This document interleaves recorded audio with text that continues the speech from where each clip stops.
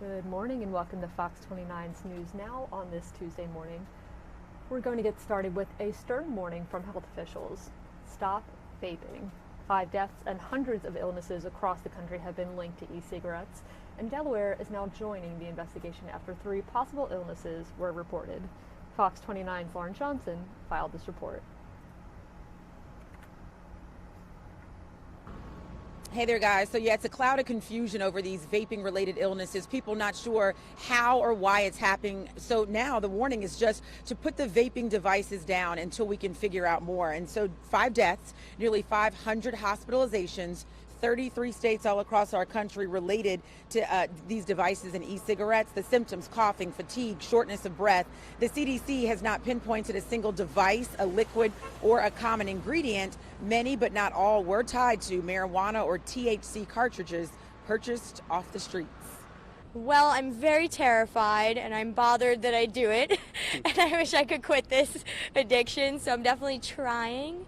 But I don't know, I hear really terrible things. I hear about it coating your lungs with an oil that could suffocate you, and popcorn lungs and all those things, and I wish I wasn't doing it. I mean, it reminds me of like cigarettes, about how, you know, no one really thought it was an issue, and now it's kind of slowly coming out, or it did, and now the same thing kind of is happening with vaping. Basically, I was just trying to stop smoking cigarettes, and now I'm trying to stop vaping, but it's a process, you know what I mean? For many people, vaping was a first step to quit smoking. It was the way to wean themselves off, and that was the promise by Juul Labs, one of the most popular e-cigarette makers, who call themselves the smoking alternative, a way for adults to switch from cigarettes. But now the FDA is going after them, saying they illegally marketed their product and they targeted teens in the process. So no confirmed cases in Delaware right now, 3 probable cases, which is why they decided to join this multi-state investigation. But the CDC continues to warn people to put down those devices until we can get more answers.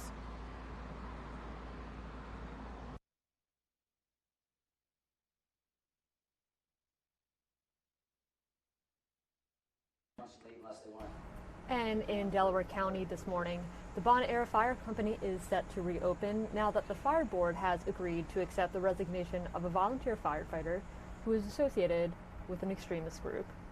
Haverford Township officials disbanded the fire company last week when they found out the fire company board rejected the volunteer's resignation after it was discovered that volunteer was associated with a hate group. Fire officials say their initial decision was a mistake and they will now accept the volunteer's resignation. The announcement was made last night at a Haverford Township Commissioners meeting. I understand the sensitivity, but I also know this is America, and we've got to keep talking. I thought they overreacted from the beginning, but everything's going to work out. We're back in business, 103 years. Has agreed to accept the firefighter's resignation and required the entire Bon Air Fire Company board and firefighters to undergo sensitivity training. There was no due process. He was just forced out on a dime like that for actions that occurred over a year ago. Fire officials have promised to change fire company policies after the recent issue.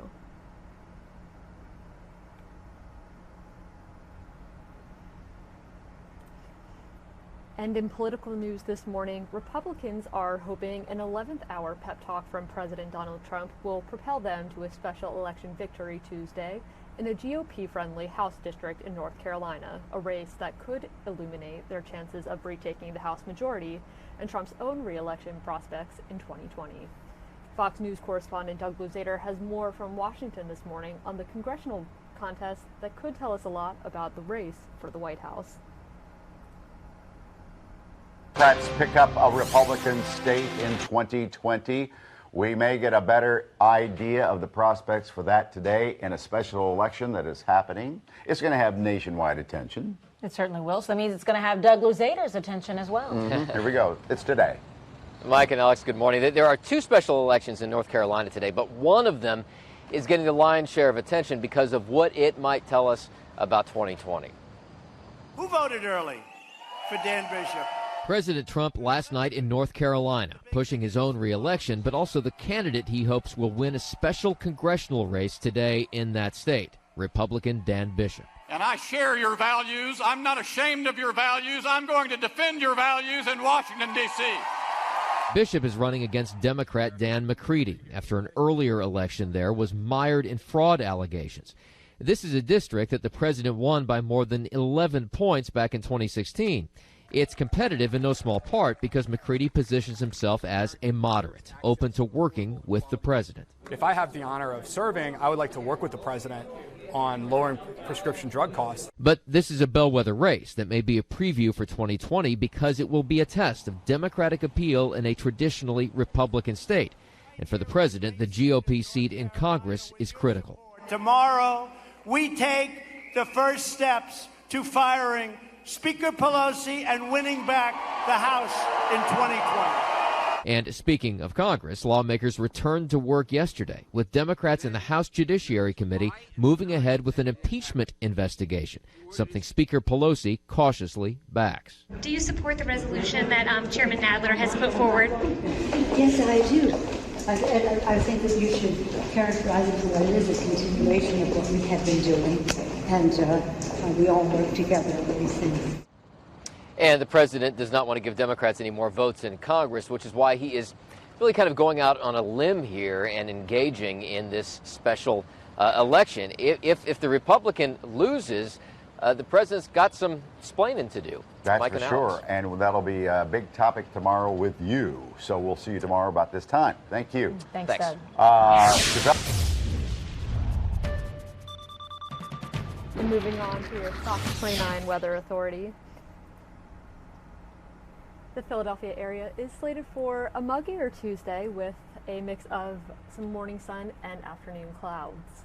Temperatures will reach a high of around 85 degrees, though they're expected to rise to the 90s by Wednesday, and similar temps expected for Thursday of this week. Thursday is also when precipitation will return to the forecast in the form of some afternoon thunderstorms. Here we have a look at current temperatures in our area. In the mid-60s up in the Poconos this morning, and about 10 degrees higher over in Lancaster, PA.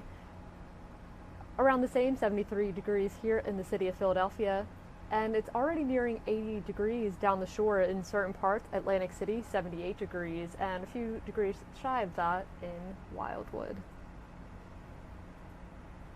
Looking ahead to your 7-day forecast, again, a mix of clouds and sun today as the Phillies try again against the Atlanta Braves, followed by a sunnier and humid day tomorrow on Wednesday, before it gets hot again with some afternoon thunderstorms on Thursday. Hopefully those showers and clouds will just scurry away this weekend as the Phillies continue a 2-game series at home.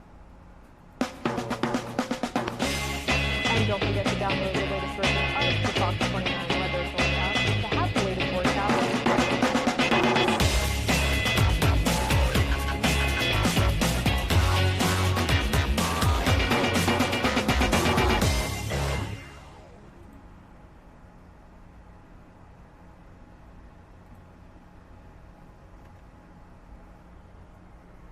And in consumer news this morning, Wendy's announced Monday that it has plans to launch its breakfast menu across the U.S. in 2020 and is looking to hire around 20,000 employees. Fox Business's Tracy Carrasco joined Good Day this morning with more. 7:25. So Wendy's, they're adding breakfast to the menu. And apparently this is the 4th time they've tried this out. I had no idea Wendy's had a breakfast at one point in their history. Tell us more. Yes, back in 1985, Wendy's tried to bring breakfast to its menu. Didn't go so well. It only lasted about 9 months. So they haven't really done much since, although there are about 300 restaurants in the country that do already serve breakfast. But by next year, about 5,800 Wendy's restaurants are going to be serving breakfast sandwiches, coffee, things like that. A few of the main items, the highlights here, the breakfast Baconator, also the Frosty Chino and the honey butter chicken biscuit. So in addition to this breakfast menu, they're going to be hiring about 20,000 workers across the country to deal with the extra hours and the increase in menu items that they're going to be making. So interesting move by Wendy's. They're joining all of the other fast food chains, Dunkin', Starbucks, all of those other places that offer breakfast. I feel like all of the fast food places are acting brand new now. New sandwiches, new different styles, new things. What's going on here?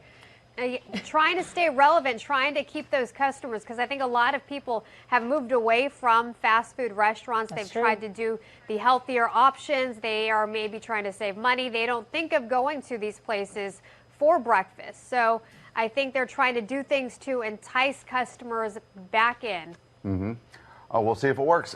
Thank you, Trish. See you again tomorrow. Because you know what they say, the fourth time is the charm. So For Wendy, yes. Yeah. And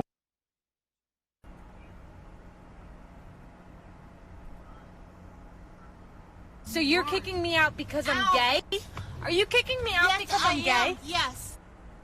In Camden County, a couple says they were kicked out of their Uber because they are lesbian. Kristen Gauthier and Jennifer Mangan called an Uber Friday after having dinner in Oakland. They were headed to a concert at BB&T Pavilion in Camden when Kristen says she kissed Jennifer on the cheek, and that's when the driver stopped and put them out of the car. Kristen recorded the exchange. I was absolutely appalled. And the fact that she was a woman, too. She really should be ashamed of herself, and I hope she's embarrassed. We didn't do anything wrong. We weren't hostile people. We didn't say anything rude. Uber released the following statement. Uber does not tolerate discrimination in any form, and we have been in contact with this rider. We removed the driver's access to the app as soon as we were made aware of this incident.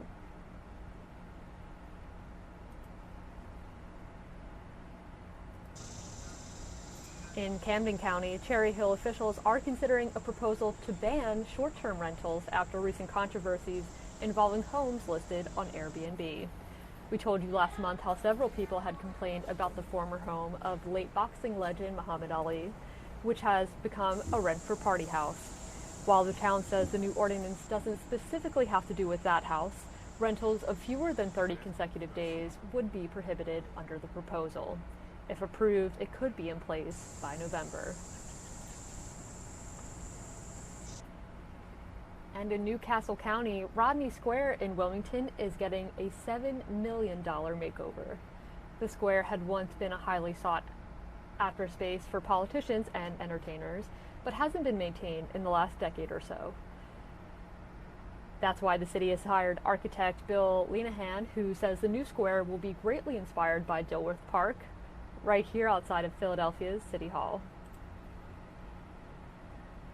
I resolved early on that we were going to do something about this, and luckily we had some real good partners, state partners, corporate foundational partners, and they all came together with the same goal, and so it's happening. Not everyone is a fan, though. Some people who live in Wilmington say commuters will be inconvenienced now that buses will be moved out of Rodney Square and over to the Wilmington train station. And in election news this morning, Pennsylvanians who can't vote in person this fall will now be able to apply for absentee ballots online. Voters can start using a new site next week for ballots in state and municipal elections set for November 5th. All you need is a valid PennDOT driver's license or ID number. And next year for the 2020 presidential and congressional elections, it will be expanded to military and overseas voters.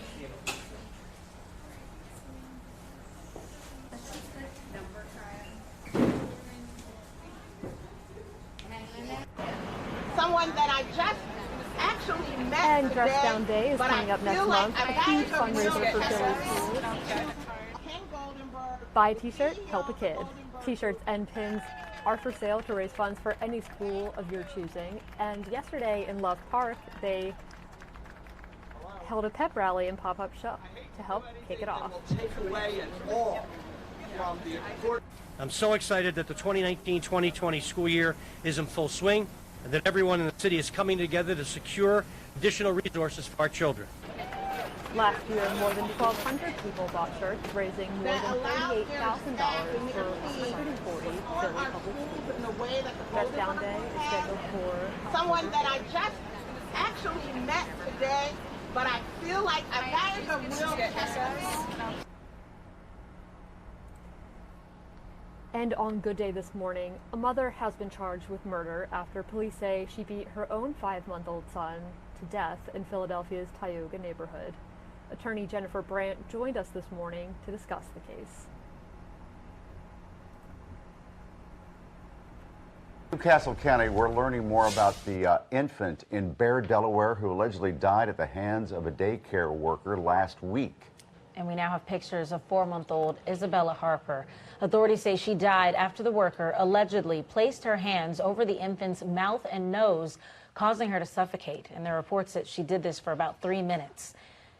So, 19 years old, DeJoyne Ferguson worked at the Little People Child Development Center in Bear, Delaware, and now she sits in jail, charged with first-degree murder.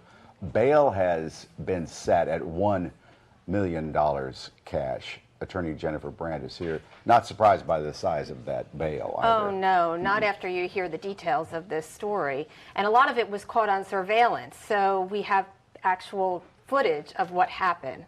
And so allegedly what happened is the baby was fussy, and she says she was trying to get the baby to be quiet?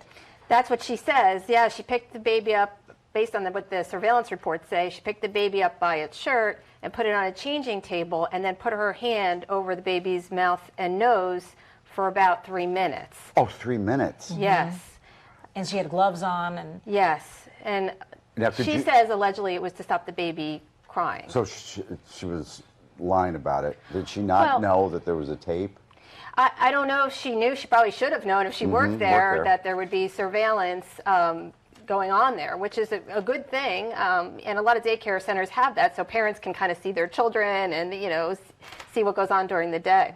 But it's interesting that after she did this, she put baby Isabella back in the crib, and then 20 minutes later went and told them, hey, the baby's unresponsive. That's right, yeah. The whole thing. And so when it comes to the parents, I mean, this daycare center had no violations. That's right. Dejanay, 19 years old, she had passed all background checks. That's right. That's what the reports say. So it's hard to say. Well, clearly, she's being charged with first-degree murder here, so the law is looking at her as being the culpable one. You know, what responsibility the daycare had, it remains to be seen. I mean, they hired her, and, you know, their license is now suspended, which is sort of the norm to check out, make sure everybody else who's working there, there's no other problems. Right. But like you said, I mean, she allegedly cleared all background checks, so it would be hard for the daycare center to know that she would snap like this. So how's this going to play out? Do you know if there's audio on the surveillance tape? I don't know if there's audio, but I think from what the reports say, the surveillance was pretty clear what happened, and even the timing of what happened, that they know it was 3 minutes, that they know she waited. She apparently told the police initially a different story than what the surveillance record showed. So I think things are lining up, you know, to be pretty clear here what actually happened. But it's just so scary because so many parents drop off their kids. You may think you look up and see if the daycare is compliant. You know, you try to make sure that everyone working there is doing what they're supposed to do, but how do you even know or predict something like That's right. I mean, you know, this is a terrible story, especially because, like you said, the center seemed to be all right. She passed the background check. They did what they were supposed to do. Everybody was doing what they were supposed to do. And why this happened and what happened, we'll never really know. Well, unless she just admits what Unless she happened. admits, you know, that she got got frustrated or upset. But as a daycare worker, obviously you expect that she would have patience with small, especially being put in an infant room. Clearly children are going to cry. I mean, so the fact that she tried to stop the crying is obviously problematic in that way. On the surveillance tape, you'd be able to tell if the baby was actually fussy.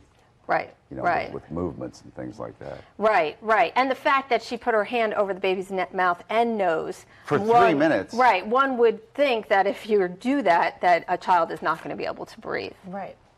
And they have to see if for some reason she premeditated because of some mental illness. But it makes well, you the wonder, fact that 3 minutes is the problem. Right. That's and the how problem. much training do the daycare workers have? That's Now right. And that's one thing question. that they're going to look into in terms of the daycare center. What kind of training did they provide? What kind of guidance did they provide to deal with crying babies? I mean, when you're in an infant room, that's an expectation. Okay. So it's a tragic, sad, horrible story. Little baby. All right, Jen. Certainly thinking of Isabella's family. Yeah. And what they're going through right now. Because they do have a GoFundMe page, and they're getting ready to have the services, so. Yeah, you might want to contribute to that GoFundMe page. There it is right there. Justice for Isabella. All right, we'll be right back.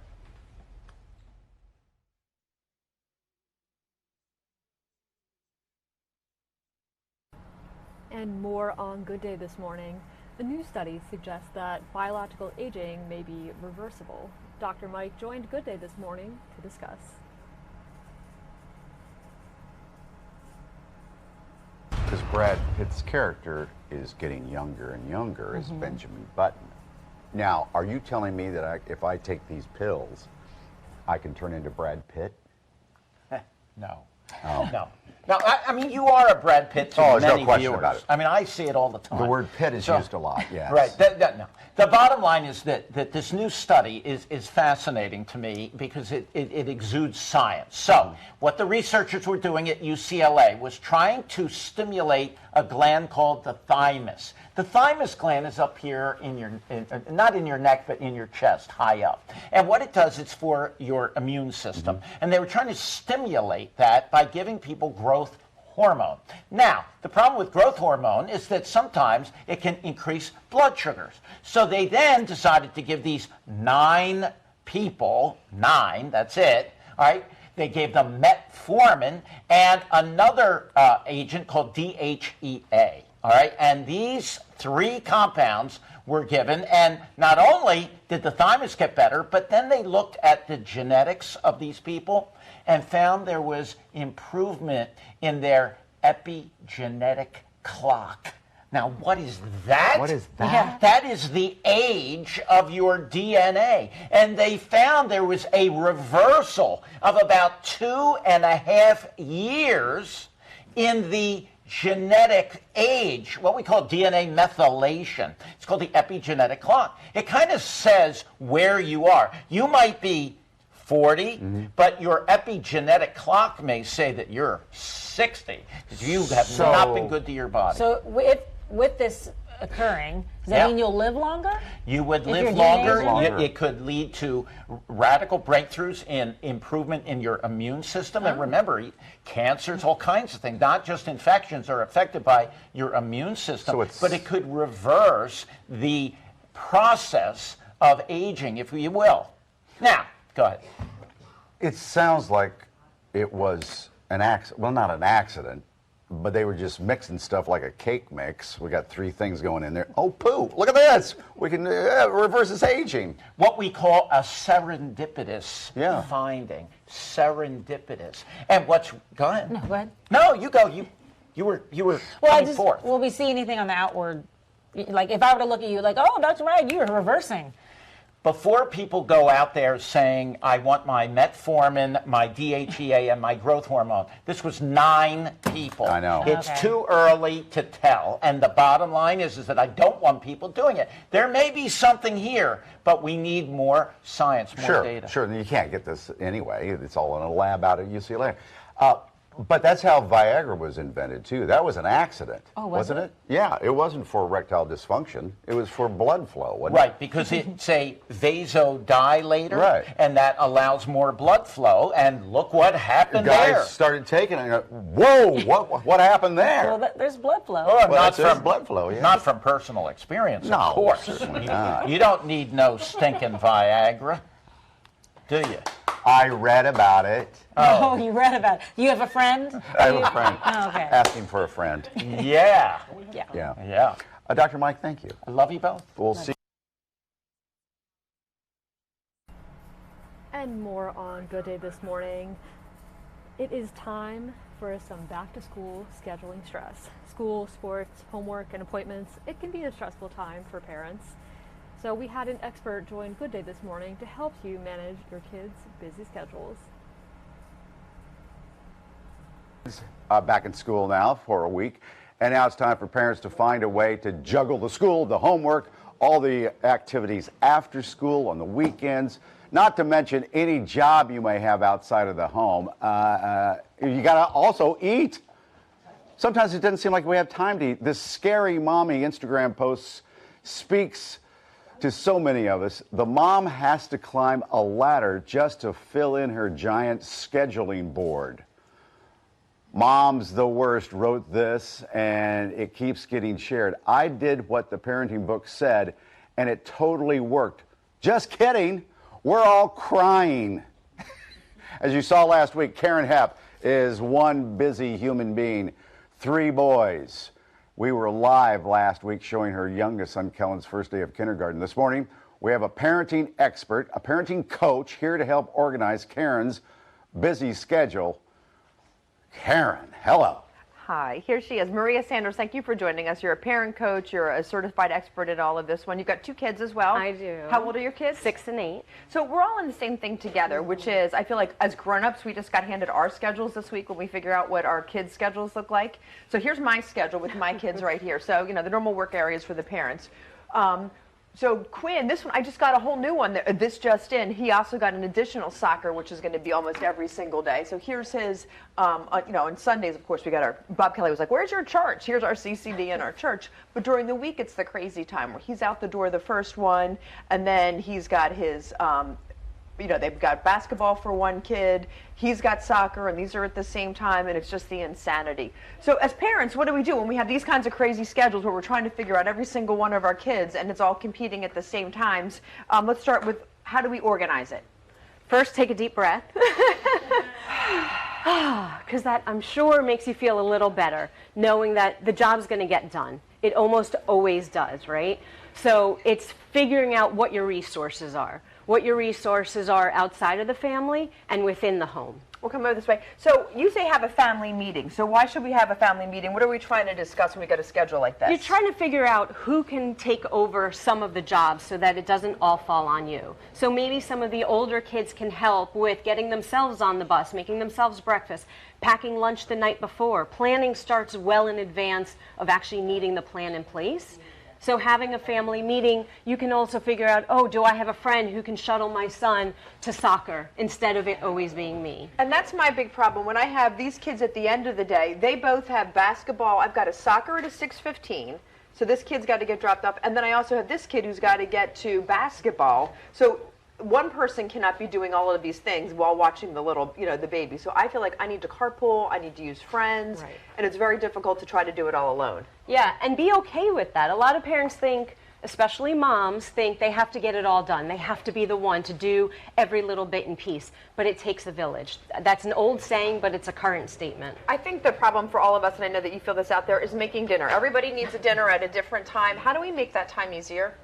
Have flexibility. Have flexibility, whether it's picking up food from the supermarket that's already prepared, having one of these delivery services transport your meals, planning in advance and making meals ahead of time, maybe on a Sunday, where you can have some meals set and that are easy to go, that maybe if needed, you can eat dinner on the go, in the car, even on the soccer field. Have a little picnic, make it a special moment. Well, and I used to think that like those, you know, the caviars and some of the other services were only for rich people, but you can have Amazon deliver. You can have your supermarket deliver and just get like a chicken, a hot chicken that comes and shows up in 2 hours, and you're not paying all these crazy fees. It's for normal people too. Right. And again, it's the flexibility and thinking outside of the box a little bit and not having the need to always follow, like, we need to sit down at 6 p.m. and have dinner at the table. We can have some flexibility, and it could be a week-by-week decision based on activities. So, like my kids play sports, and a lot of your kids do as well, or our producers, they were all talking about, we just don't have time for the homework. How do we get the homework in when we've got all of these kinds of sports schedules? I think it depends on the age of the child. Once they're older and they can be more independent with their homework, they may have study hall periods. They may have some other free periods where they can independently do some work on their own, and figuring out what tasks ahead of time. Again, with that family meeting, looking ahead at the schedule, what tests need to be studied for, what projects need to be prepared for. I guess some stuff done early in the week as you can and ahead of time. That's what I always say. Do it now, get it done. I thank you, I appreciate it. And thank get you our kids so much for having me. To sleep as well. So how are your kids doing with the adjustment? It's a smooth sailing so far. So far. That's why she's the parenting coach. All right, so let us know what you think. Thank you very much for your tips and advice. Mike?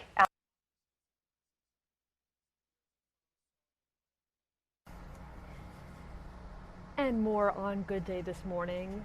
Sisters sharing their love for reading. The inspiration behind 2 local girls helping bring story time to your child's bedroom. Yeah, we are cozy. Believe it or not, I do sleep in a tie. Professional, 24 hours a day. Because you're a man at night. And a man in the morning. 2 sisters from Delaware are using Facebook to spread their love of reading to children around the world. How? One of them. So they read nightly bedtime stories on their Facebook Live. And it's a Facebook Live show, Zaria and Haley. For now, hey, I'm Haley, and thank you for joining us. And today, I'll be reading The Amazing Idea of You! Oh, so nice. And I'm Zaria from Zaria X Haley, and today I will be reading A Most Usual Day. Usually Caroline was awake with the birds. Her eyes would fly open, and she'd jump into her parents' bed with a morning song for them. And Zaria is here. And Haley is here. Ta-da! Ta-da! Good morning. Good morning. Okay, where are you from? Delaware? Delaware. Okay, and tell me about the rest of your family. How many brothers and sisters do you have? 3. Got Yeah, 3? Okay. We have 2 twin sisters. They're 1 year old, and we have a 5-year-old brother. What are the twins' names? Harper and Harlow. Oh, that's cool. Harper and Harlow. Nice. And then Harry is the 5-year-old. Oh, and Haley has a half brother. He's 15. He's 15. Okay. It's a nice big family. So when did you guys first start reading bedtime stories? Yes, you do. It was February we started. We came up with the idea one night when we were talking to each other, teasing each other or whatever. So then we told our mom about it, and at first she wasn't so sure, but then she let us do it. So your mom read to you from when you were babies all the way up to now, right? Yep. Yeah. She even read to us when we were in her stomach. That's what inspired us. Oh, okay. So what did you hear when you were in her stomach? Could you hear her reading? I don't remember. So then you guys decided to do this on Facebook, and how many people tune in to watch you do the stories? Over 10,000. 10,000? Well, that's how many followers we have. Like, people every night, it's like 30 to 100.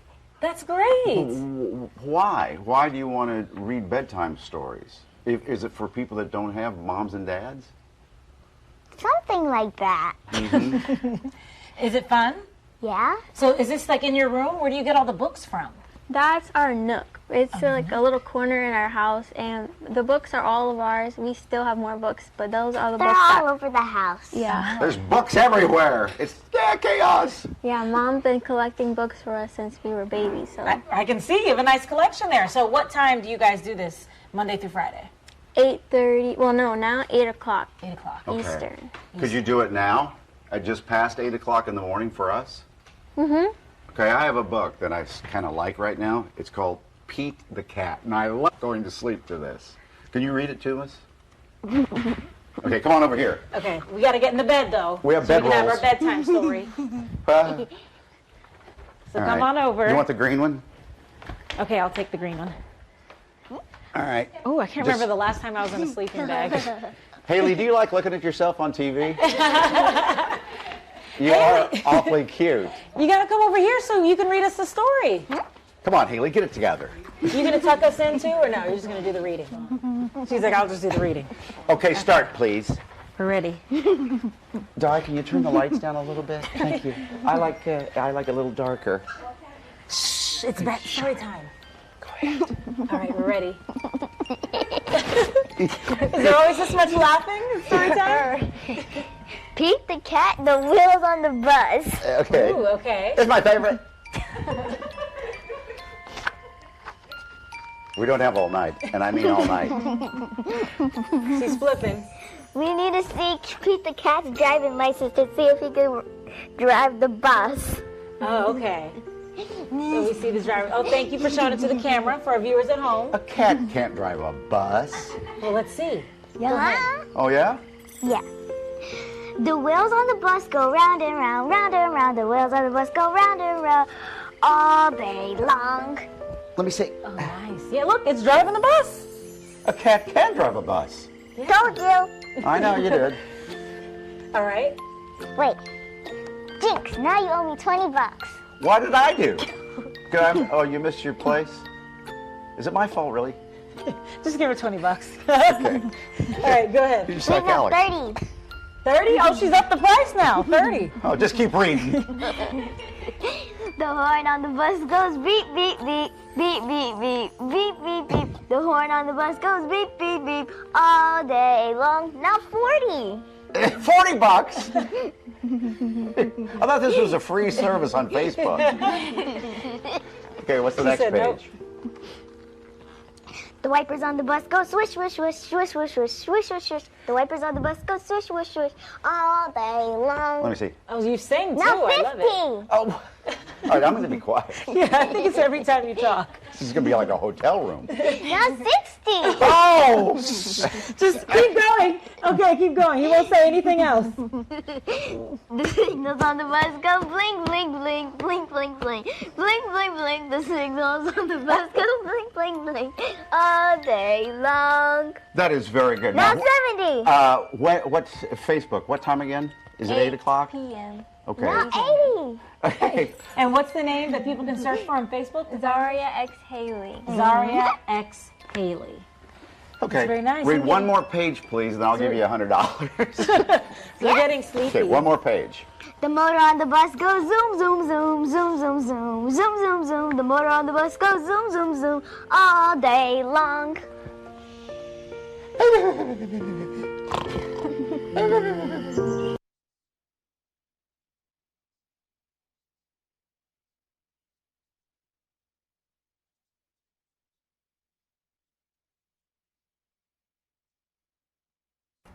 And we are going to switch gears now and head over to Washington, where a House Judiciary hearing is being held on voter discrimination. Stay with us.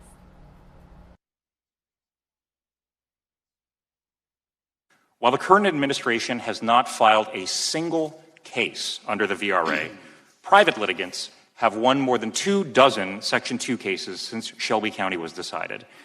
That volume of successful Section 2 litigation illustrates the continuing problem of racial discrimination in voting today. Second, despite those successes, we currently lack the tools necessary to stop discriminatory changes to voting laws before they taint an election. Discriminatory laws that we have ultimately succeeded in blocking have remained in effect for months or even years while litigation has proceeded, time in which elections have been held and government officials were elected. The North Carolina case that you've heard so much about today is illustrative. The law that we challenged eliminated 1 week of early voting in which 900,000 people had voted in 2012. Same-day registration, which nearly 100,000 voters had used in 2012. And pre-registration, which 50,000 voters had used before that election. The law also banned the use of many forms of government-issued photo ID for voting purposes, including student ID cards, municipal employee ID cards, and public assistance IDs. As Chairman Cohen and Mr. Johnson noted, the Fourth Circuit found that this law targeted African American voters, quote, with almost surgical precision, and found it unconstitutional.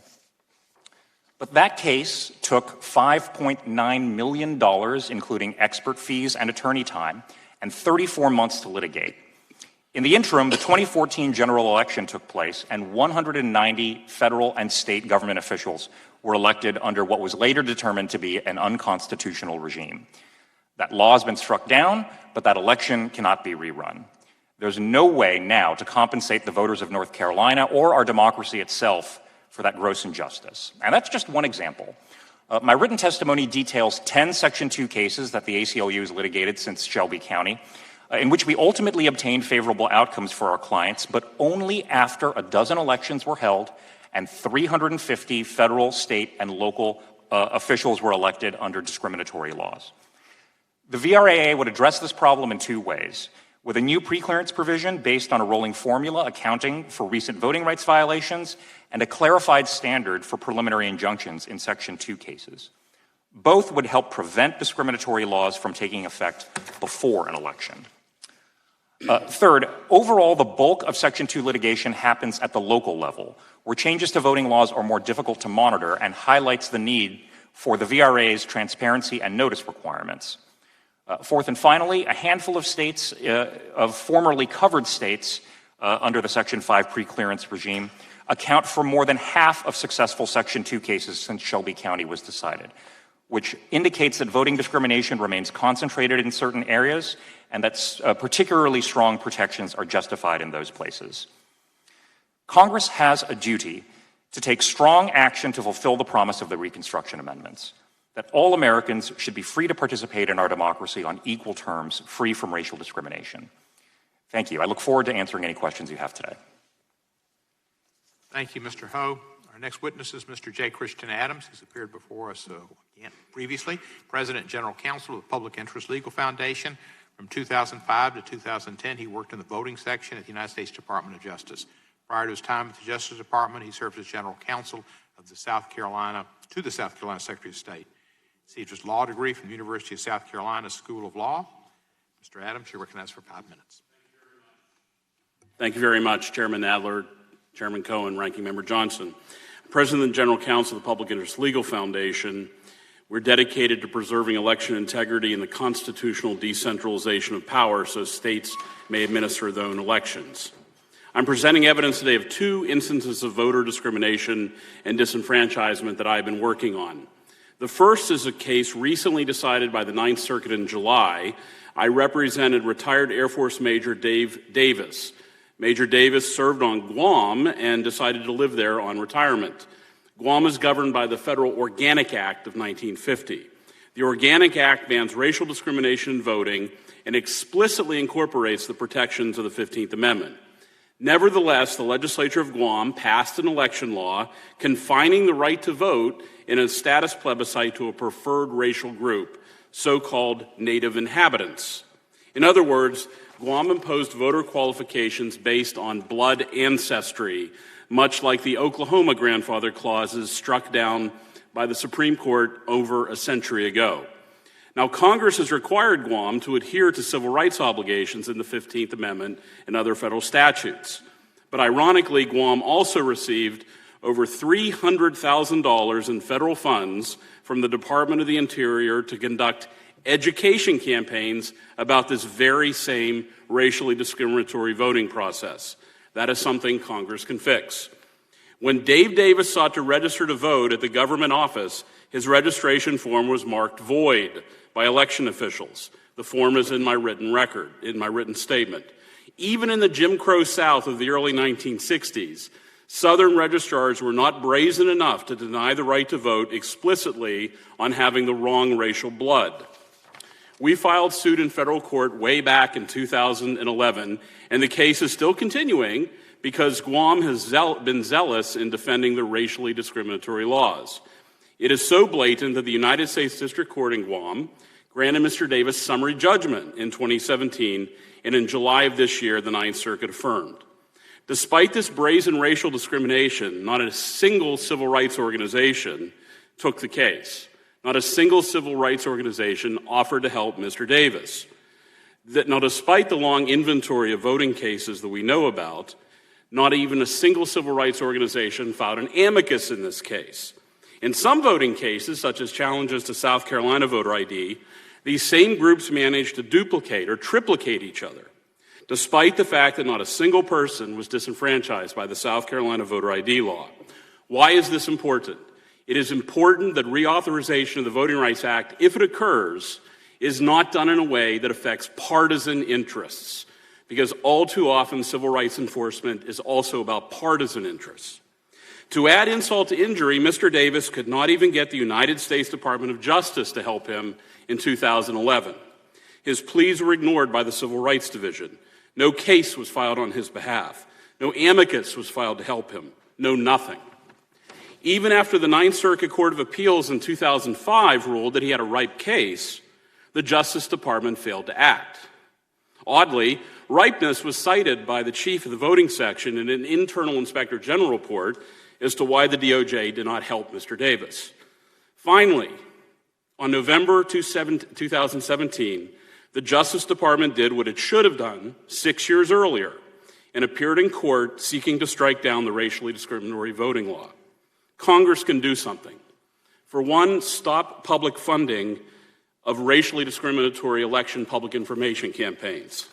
Congress has exclusive power in the territories and can stop this. The second example, which I will briefly mention, involves the Commonwealth of Virginia canceling citizen registrations. In other words, citizens are having their voter registrations canceled in Virginia. We found this out when we began to inquire about records regarding non-citizens, and we found that the Commonwealth is routinely canceling citizens. In sum, there are things Congress can do. First of all, re-examine the interplay between motor voter DMV laws and election officials. The DMV part of motor voter is hidden from the public. because Congress hid it.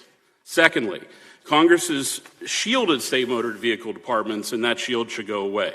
Third, Congress should strengthen obligations for election officials to be transparent. We are currently suing the state of Pennsylvania, North Carolina, and Harris County, Texas, because they're not allowing public inspection of election records in those three places. Fourth, Congress should allow states to verify citizenship. Thank you very much for this opportunity. Thank you, Mr. Adams. Ms. Myrna Perez is Director of the Voting Rights and Elections Program at the Brennan Center for Justice at NYU School of Law. Author of several nationally recognized reports and articles, including Purges, A Growing Threat to the Right to Vote, Non-Citizen Voting, The Missing Millions, and Election Day Long Lines, Resource Allocation. She's a lecturer in law at Columbia and has served as adjunct professor of clinical law at the NYU School of Law. Received her law degree from Columbia. She's also a Lowenstein Public Interest Fellow, received a Master of Public Policy degree from Harvard's Kennedy School of Government, and an undergraduate degree from Yale. Ms. Perez, you're recognized for 5 minutes. Thank you, committee members, for having me. I'm Myrna Perez, and I'm the Director of the Voting Rights and Elections Program at the Brennan Center for Justice at NYU School of Law. The Supreme Court in Shelby County left Congress with a critical challenge: pass a revised coverage formula. Accordingly, we ask this committee to take note. A number of state and local jurisdictions have continued to implement discriminatory voting laws. They have continued to disenfranchise voters of color in our elections. In fact, over the past decade, the Brennan Center has documented a wave of new laws and practices burdening the right to vote, especially targeting communities of color. These ongoing problems demand a thoughtful and strong response. Section 5 of the Voting Rights Act reflects an important insight. State and local officials looking to suppress the vote have a wide variety of tools and tactics at their disposal. I go through some of these tools and tactics during my written testimony, but the one I will focus on here is that of aggressive voter purges, which can aggressively and unfairly target voters of color and disenfranchise large numbers of eligible citizens. Purges refer to the process election officials use to try and remove the names of ineligible voters from voter registration lists. Obviously, this process is an important part of any election official's jobs. When purges are done right, they ensure that the voter rolls are accurate and up to date, something we all agree is useful. However, when purges are done improperly, they disenfranchise legitimate voters and undermine confidence in our democratic processes. Moreover, improper purges can lead to discriminatory results, sometimes by mistake and sometimes on purpose. For example, reports indicate that New York's purge leading into the 2016 election disproportionately affected Latino voters. So did Florida's 2012 purge attempt. Prior to Shelby, coward jurisdictions were required to pre-clear changes to their purge practices before implementing them. Not anymore. And what have we seen? Between 2014 and 2016, states removed almost 16 million voters from the rolls. That's almost 4 million more than states removed between 2006 and 2008. That is an increase of 33%, far outstripping growth in both total registered voters and total population. Our research suggests that Shelby County had a notable impact on that growth. Prior to Shelby County, jurisdictions subject to preclearance had purge rates in line with the rest of the country. But for the 3 election cycles ending in 2014, 2016, and 2018, in other words, after Shelby County, preclearance jurisdictions had significantly higher purge rates than other jurisdictions. To put another way, before Shelby County, jurisdictions subject to preclearance looked like the rest of the country when it came to purges.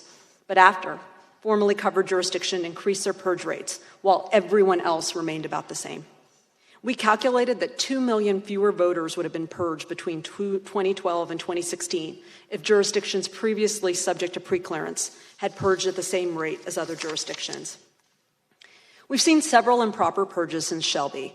Just this year, for example, a federal court stepped in to stop Texas officials from purging about 95,000 voters from the rolls. Texas initially claimed these people were non-citizens, but the state relied on bad data and methodology. In 2016, New York wrongly deleted more than 100,000 names from the rolls. That same year, the Arkansas Secretary of State prepared a highly inaccurate purge list of nearly 8,000 names. Purges typically happen behind closed doors with the stroke of a keyboard. As a result, voters often don't know they've been purged until they show up to vote. Because they are below the public radar, It is difficult to address the effects of bad purges until it is too late. And that is why Section 5's pre-clearance process is particularly well tailored to address not only voter discrimination and other reforms, but the purge problem specifically. Because a revitalized pre-clearance regime would require covered jurisdictions to obtain approval for new purge practices before they get into place.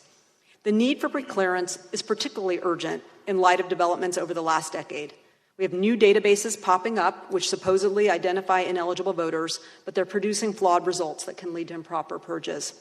States are passing new laws looking for different grounds upon which to purge people. And relying on discredited methodology, certain groups are pushing localities to increase the aggressiveness of their purges. Many advocates sitting here will do our very best to protect voters against discriminatory laws and policies under the laws that we have, including against improper purges. But Congress can and should also act to protect voters. The Supreme Court has repeatedly affirmed congressional power to enact a coverage formula for Section 5 preclearance, including in the Shelby County decision itself. We urge Congress to revitalize the VRA, and I'm very much looking forward to the questions. Our final witness is Ms. Natalie Landreth, Senior Staff Attorney for the Native American Rights Fund, based in ARF's Anchorage, Alaska office, member of the Litigation Management Committee of that group. Her practice covers a wide variety of federal Indian law and election law issues, including the VRA and constitutional voter protections. She's been instrumental in establishing key voter protections in Alaska through 2 significant cases and testified in Congress in support of the renewal of the VRA in 2006. She is a magna cum laude graduate of Harvard University and received her law degree from Harvard as well. She's a member of the Chickasaw Nation. Ms. Landreth, you're recognized for 5 minutes.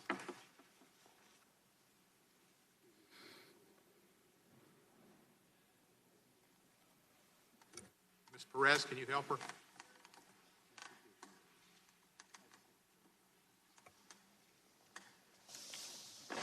We have a faulty machine. Thank you very much.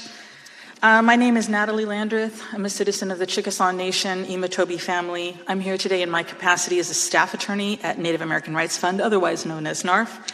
I've held this position since 2003 and worked on voting cases since 2006. I thank you for the invitation to speak here today, to speak on ongoing voter discrimination in Indian country, because there is a lot and it is egregious. There is a view that what are called first-generation barriers, direct impediments to polling places, and access to voting is a thing of the past, and that view is wrong. First-generation barriers are not gone, and this month, in support of this testimony, the Native American Rights Fund will be submitting a report on 9 field hearings we conducted throughout Indian country that show the extent of these barriers, including testimony from voters who said they were forced to vote in an abandoned chicken coop, complete with egg boxes remaining behind, and voters who claimed that they had been forced to vote in a sheriff's station with an armed sheriff who ran their plates before they walked inside. I want to address 3 things in my testimony today briefly. First, I want to talk about how the loss of preclearance has affected our work and how it's impacting your constituents. Second, I want to talk about what previously covered jurisdictions are now doing. And third, I want to talk a little bit about known practices coverage, which is included in this draft of the VRAA. First, the loss of preclearance means just that the burden has shifted from the jurisdictions onto the voters themselves. What I mean is that they previously had to submit them to the DOJ, and now we have to sue to get them undone. It is enormously burdensome, and in an average voting case, NARF alone, a fairly small organization, will spend thousands of hours over several years and over $1 million to stop a single discriminatory voting change. And what ends up happening is that because Native Americans have brought 95 voting cases approximately and won 92.5% of the time, is that these jurisdictions end up paying our attorney's fees and shifting that cost onto the taxpayer, so that taxpayers end up subsidizing the discrimination that is occurring by local officials. This tells us, this success rate, that discrimination is real and it is ongoing. Second, the loss of preclearance means that the previously covered jurisdictions implemented discriminatory changes that had previously been denied. One example is, of course, the Arizona ballot harvesting law. The reason that was so critical in Indian country is that only 18% of Native Americans outside of Pima and Maricopa counties actually have home mail delivery. So what they would have to do is pool their ballots. Neighbors would collect all of your mail and take it to the post office at the same time. And this law turned them into potential felons for handling a voted or unvoted ballot that did not have their name on it. The other thing that happened in this jurisdiction after the loss of preclearance was that testimony indicated, and this is currently in litigation, there was an astounding step removing polling locations from hundreds down to about 60 in 2016. The result, according to testimony, was lines 4 to 6 hours long. And this can be found specifically in the Arizona field transcripts that we will be providing, complete with locations and names of witnesses. I want to speak briefly of the fact that there are some bad actors everywhere. We talk about how people feeling like certain states are targeted. That is not true. The known practices formula in the known practices list, I should say, in this bill will help. Let me give you an example from California.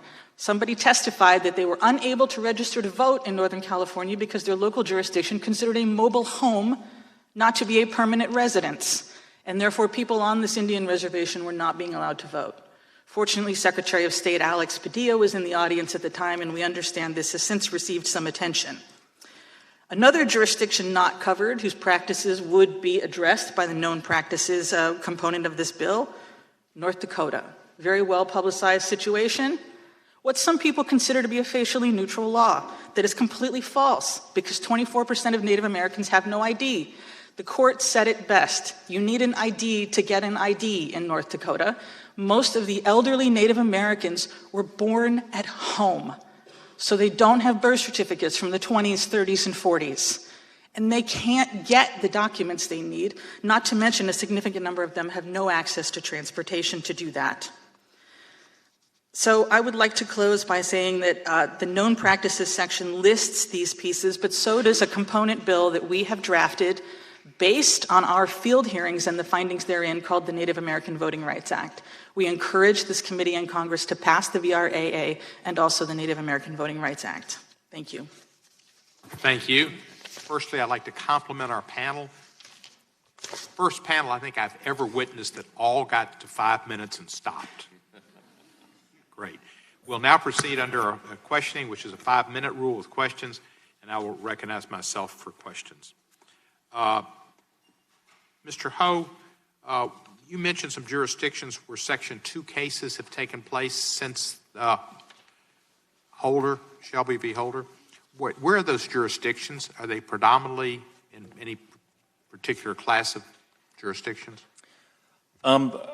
So there have been 26 successful Section 2 cases since Shelby County versus Holder, and I define successful case as a case where either a court ruled in favor of the plaintiffs or the parties settled and the plaintiffs got some of the relief, some or all of the relief that they sought. I think two things stand out when you look at what kind of jurisdictions those cases arose from.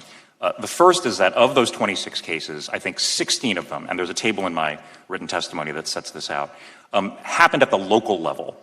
So a majority of the successful Section 2 litigation that we've seen happens at the city, county, school board level. And I think what that speaks to is the importance of the notice and transparency requirements of the VRAA, because changes to voting laws at the local level are harder to detect. And that's something that we lost with the demise of the preclearance regime.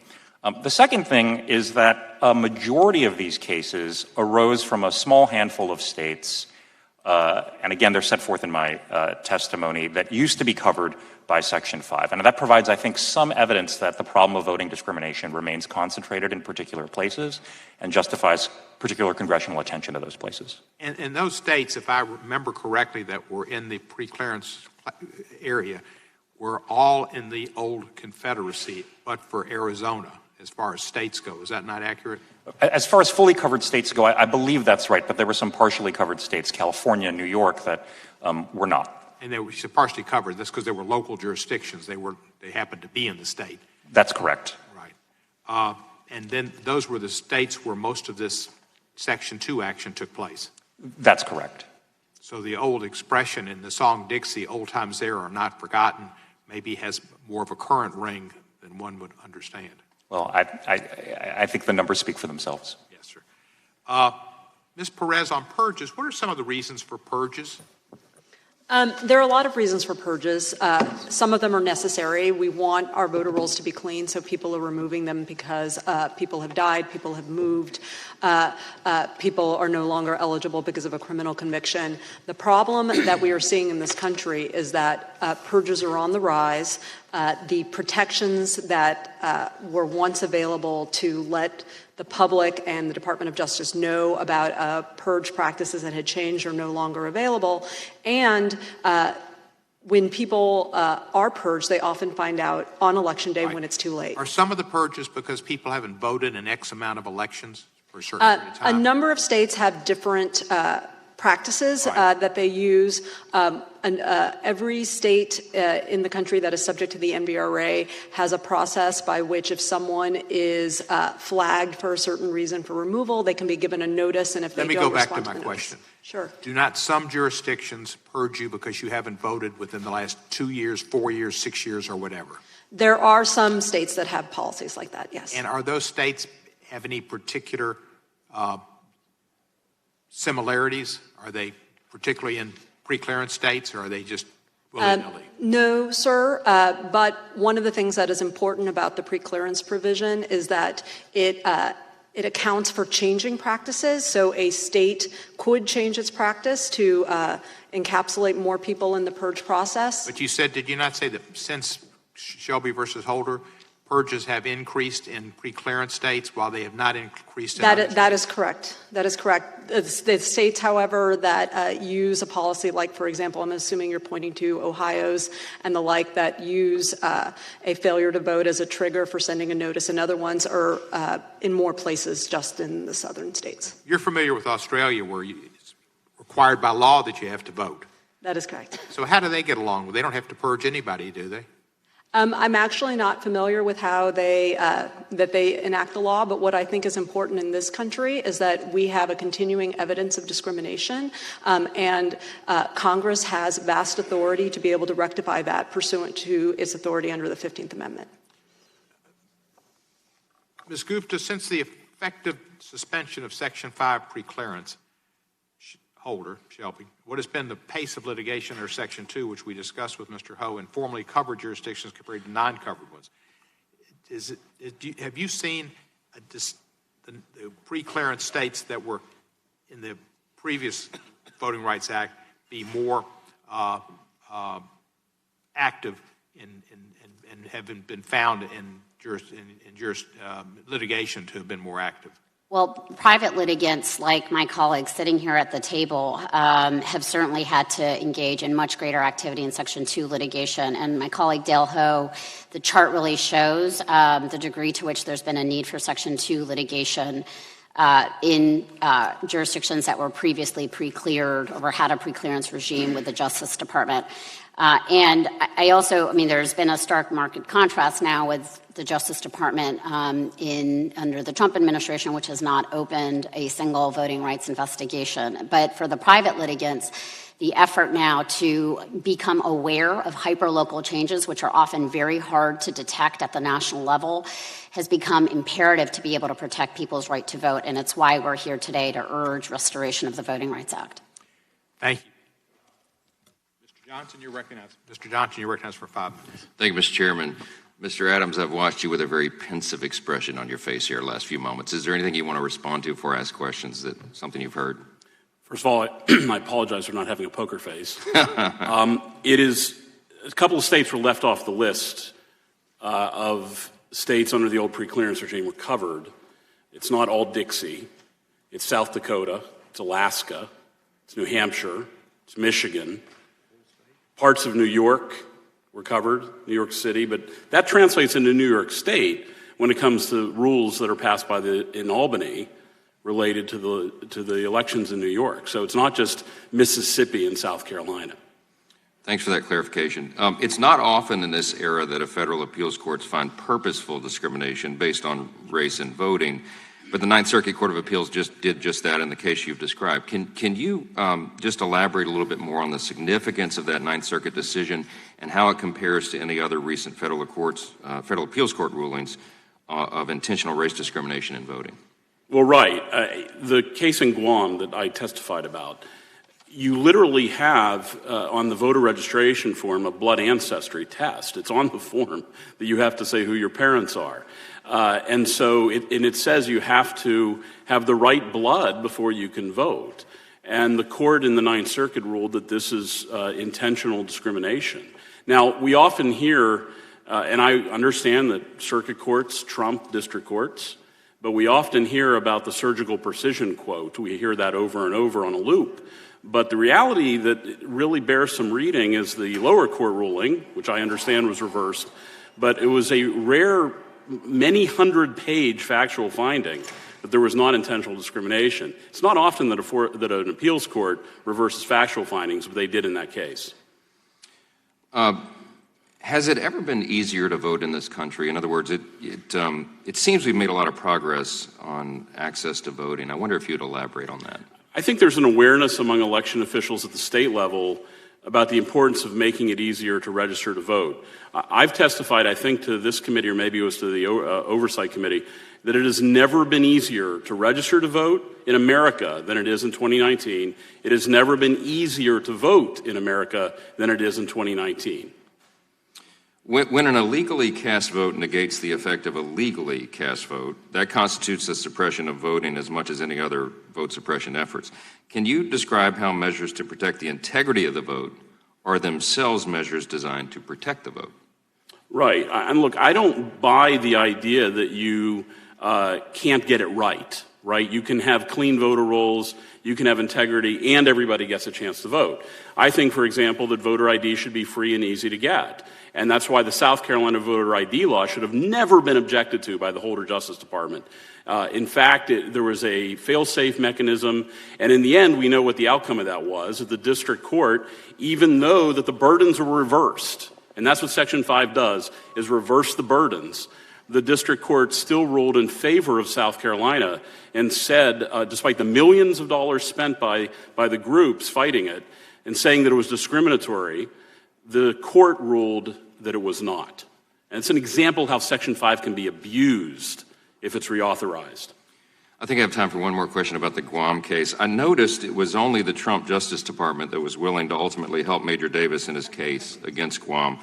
What was going on during the previous administration that they wouldn't help a retired service member protect his right to vote? That's a great question, and there's not a lot of answers except in the Inspector General report where the chief of the voting section said that they didn't think the case was ripe. Well, the Ninth Circuit put that to rest in 2015 and said that the case was ripe. We still saw 2 years of inactivity, unwillingness, not even an amicus brief to help this brazen voter discrimination.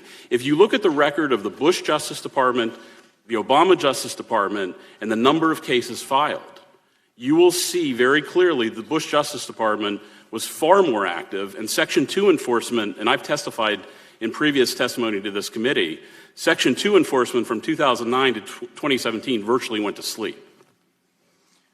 I got 30 seconds left. Why didn't any of the other groups assembled at the table today do anything about the cases you mentioned today? Do you have any theory about that? Well, I caution the committee that it's important if you're reauthorizing the Voting Rights Act to not make it partisan. And in some corners, I think that the Voting Rights Act is viewed as a partisan weapon. In fact, a professor, Ellen Katz in Michigan, I believe she wrote this, even said that the Justice Department should use the Voting Rights Act as a partisan weapon, obviously against this side of the room. And so I think that's the danger when you see South Carolina voter ID being attacked. That's how it's viewed. I'm out of time. I'll yield back. Thank you. Before I recognize Mr. Nadler, just so we have the facts straight, I had made the statement about the states that were covered, and with the exception of Arizona, which I mentioned, the only state covered in whole outside of the old Confederacy is Alaska. The other states are just local jurisdictions, which I also mentioned. There are local jurisdictions other places. So I apologize for forgetting Alaska and for not knowing about Guam. Mr. Nadler, you're recognized. Thank you. I won't comment on the obvious distraction of the Guam case, which has nothing to do with what we're talking about and was pretty egregious. Let me ask Mr. Ho. At our hearing last week in Memphis, the minority witness suggested that Congress was constrained in its ability to adopt legislation to reinvigorate Section 5 preclearance, notwithstanding its power under the 14th and 15th Amendments. essentially because the current level of discrimination is not severe enough, in his opinion, to justify federal interference in state and local elections, and because Congress looks at evidence of discriminatory effect and not just discriminatory purpose. What is your response? Is it not well within Congress' broad constitutional authority under the Reconstruction Amendments to determine not only the existence of discrimination, but also to assess whether such discrimination is sufficiently severe so as to justify a federal legislative response? Thank you for that question, Chairman Nadler. I believe that Congress does, in fact, have the authority, in light of current conditions, to reinvigorate the Voting Rights Act. The Supreme Court in City of Bernie issued a decision that creates a rule that if Congress wants to exercise its 14th Amendment enforcement powers, there must be a record of constitutional violations. I think we have that here. And I think that the Section 2 evidence that I referenced earlier, although a violation of Section 2 does not require a judicial finding of intentional unconstitutional discrimination, the test for liability under Section 2's results test is in fact quite similar to the test that the Supreme Court announced in Rogers versus Lodge for unconstitutional voting discrimination. We heard a little bit of commentary about the disparate impact standard. I just want to say something about that. This Congress adopted Section 2's results standard in 1982. It was signed into law by President Ronald Reagan. It's not a pure disparate impact standard. Liability depends on factors that are similar to the factors for a finding of unconstitutional discrimination. And it was adopted specifically because Congress didn't want to put judges, this is in the 82 congressional record, didn't want to put judges in the difficult position of having to call legislators in their counties or in their states racists, to have to call out their intent. But it functions a lot like an intent test. And I think it would be a bit perverse today to look at Section 2 violations, which are intended to make it easier for courts to strike down discriminatory laws and say that's not relevant in assessing whether or not constitutional violations have occurred and whether or not.